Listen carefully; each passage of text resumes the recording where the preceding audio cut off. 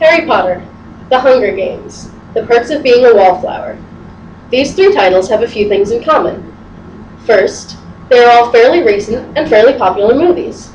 Second, they all started out as novels. And third, each of these novels was banned from American libraries at some point after their publication. Banning books is an unnecessary restriction put on American readers.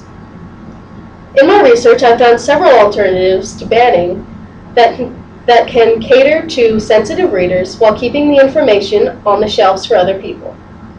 But first, let's look at why books get banned. Who bans the books and why? The American Library Association lists the main 3 reasons for book bannings as the book containing sexually explicit material, the book containing offensive language, including but not limited to curse words and racial slurs, or the book being unsuited to any age. This means that the person who challenged the book and tried to get it banned believed that either it was unsuitable for young readers or it was unsuitable for any readers in the community. This is dependent upon the opinions of the community at large. Let me repeat that, the community at large.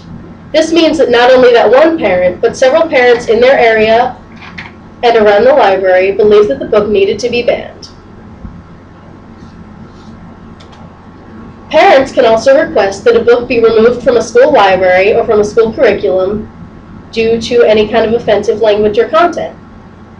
For instance, the New York Times lists one of the most commonly challenged books as Toni Morrison's Beloved for having sexually explicit content. I read this book in my own college classroom, and while the accusations of it being sexually explicit are true, we were warned about this content beforehand and not made to discuss it in detail in the classroom. Parents can also ban children's books that they believe are explicit for any reason. For instance, the New York Times reports a book of comics called Tintin in the Congo that was banned for having degrading dialogue and illustrations of the black people the character goes to see. Another, more common book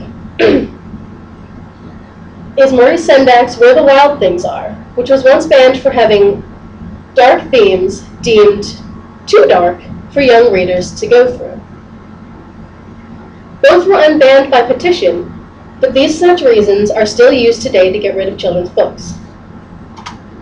Other reasons are political and religious to get rid of books. My personal experiences include these 2 here.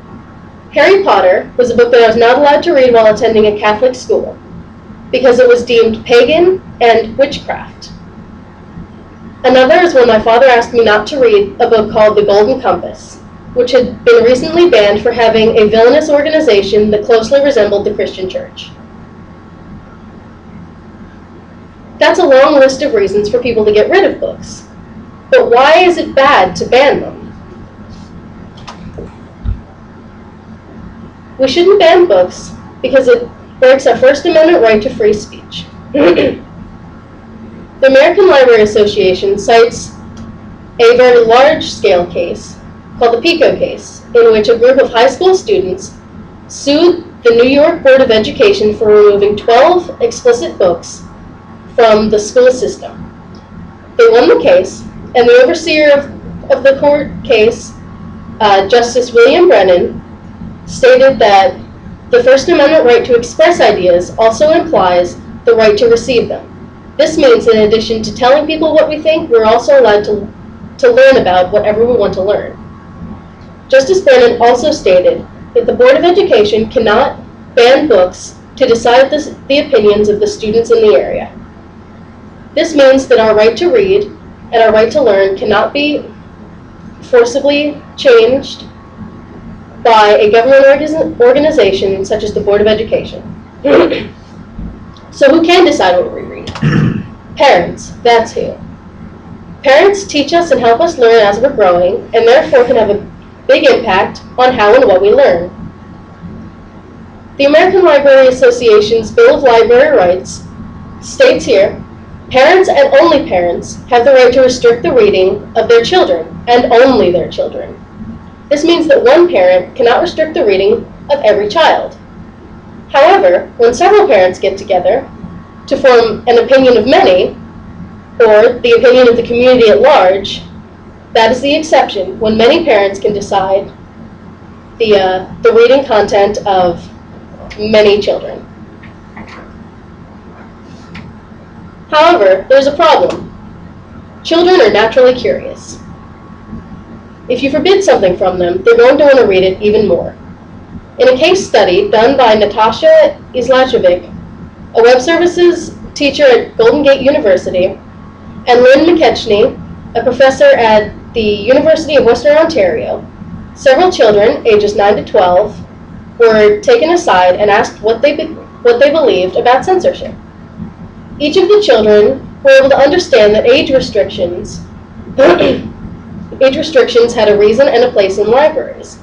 However, they did also state that if something from their own age group was restricted from them, they would want to read it even more. One boy even said that if an age restriction was put on a book he wanted to read, he would simply have an older child check it out for him. Clearly, the lure of the forbidden is strong for children, so there must be an alternative way to keep it out of their hands. My own experience with this I've already mentioned. When my father asked me not to read The Golden Compass, I immediately wanted to read it. I was infuriated at the idea that someone would be able to tell me not to read something. As a parent, he was completely within his rights to do so. However, I still would have found a way around it. The only reason I didn't is because later, after some discussion with my mother, he rescinded the request and said that I'd be able to read it. After this, my curiosity with the book completely diminished. I hadn't wanted to read it before, and I didn't want to read it then. Clearly, the removal of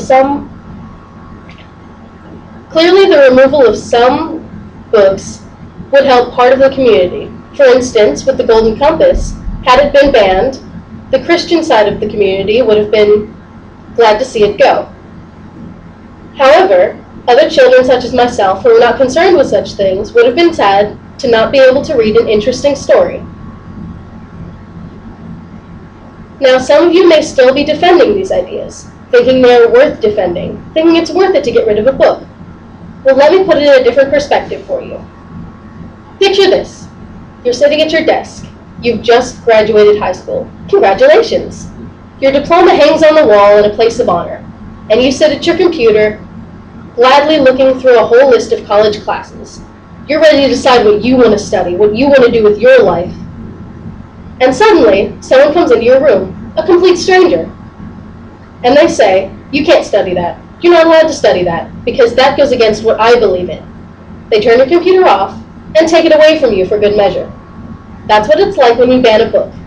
Books are not only entertaining, but educational, and you're removing the opportunity for someone to gain knowledge when you ban a book. So, how do we keep shelves full of interesting stories and educational stories while still catering to the more sensitive readers? One such way is the reclassification of a book. This means taking the book from one section of the library and putting it in a less accessible area. For instance, with the comic Tintin in the Congo, the New York Times reports that it was put in a completely restricted section of the library and made only available by request of a parent. Another example is of a graphic novel, shown here, by Alan Moore called Lost Girls. It was accused of having sexually explicit content, and the librarian in the area had to decide whether or not to move it to the erotica section. In this case, she decided against it, because the book had such good reviews and was often being checked out by the community. This is the other side of the opinion of the community at large. Where a religious community may have decided to get rid of the book, this community decided that the book was too popular to get rid of. But what about in schools, or if the librarian would not be able to remove the book due to the community? In curriculums, one alternative to banning the book may be excluding sections of it from the curriculum. For instance, in my high school class, I had to read I Know Why the Caged Bird Sings by Maya Angelou. It had one particular chapter with a sexually explicit description of a young girl. We were warned of this beforehand, and even made to take home permission slips to read this particular chapter. Any child who did not bring back a permission slip or whose parents asked that the child not have to read this, was given a completely different assignment, and was excluded from all discussions of that chapter. They were not required to read it. This way, the book was kept open for the rest of the class and the rest of the community, while keeping certain parts of it sheltered from parents who were worried about their children reading it. But what if this still doesn't feel safe enough? What if parents still worry that their children get their hands on this material? Another alternative is editing the book itself for content. The comic Tintin in the Congo was republished with different illustrations that were less degrading. Here we see the New York Times example pictures. Up here, the French here is Tintin teaching these people about where they live, Belgium. This may imply, though, that they're uneducated about themselves, and this can be pretty insulting. Down here, they're not only better dressed, but also being taught about math instead, something at least slightly more advanced for them. Another very commonly challenged book is Huckleberry Finn by Mark Twain, because of its many, many uses of a particular racial slur. As a solution to this, a publisher in Alabama, according to the New York Times, decided to republish the book with all such racial slurs removed. Some may argue that this removes the context of the book, but it must be better to just remove the offensive material rather than removing Mark Twain's entire story from the world and removing everything that it could teach and everyone that it could entertain from it. Clearly, no single solution would be able to appease every reader or every parent. However, it's better to keep as much information as possible, both educational and entertaining, available to people who want it and away from those who don't. Now, I hope you see that book banning is an extreme form of censorship that is not necessary for American readers. There are many reasons to get rid of a book, but also many reasons to keep one. No one is all of the same opinion, but it is our right as Americans and our responsibility as people to learn about these differences and let our own opinions grow because of it. So I urge you not to ban books. If you hear of a book being banned in your area, contest the challenge, and try to offer one of the alternatives that I've listed here. Try to keep information free and open for everyone. Just because you don't want to read it doesn't mean someone else might not need it someday. Learn and let learn. Let people read what they like, and keep the information available to them and available to you.